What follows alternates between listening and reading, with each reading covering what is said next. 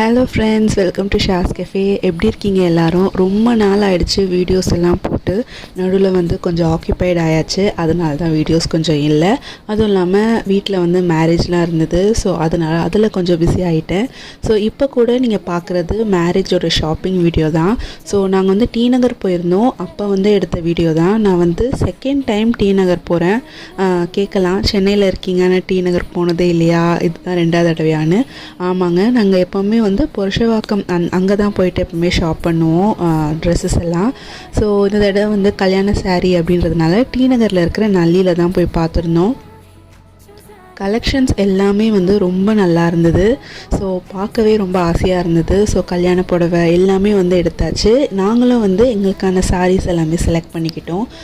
அங்கே சாரீஸ் எல்லாம் வச்சு பார்க்குறதுக்கே வந்து ஒரு ஆர்வமாக இருந்தது. ஸோ சாரீ செலெக்ஷன் எல்லாமே முடிச்சிட்டோன்னே எல்லாரும் வந்துட்டு கிளம்பி போகிற வழியில் டின்னர் சாப்பிட்டுக்கலாம் அப்படின்னு சொல்லிட்டு ஒவ்வொரு ரெஸ்டாரண்ட்டாக தேடினோம். ஆனால் எங்கள் கார் பார்க் பண்ணதுக்கு நிறைய இடத்துல இடம் இல்லை. ஸோ அதனால் அண்ணா நகரில் இருக்கிற கீதம் வெஜ் அங்கே போயிட்டோம்.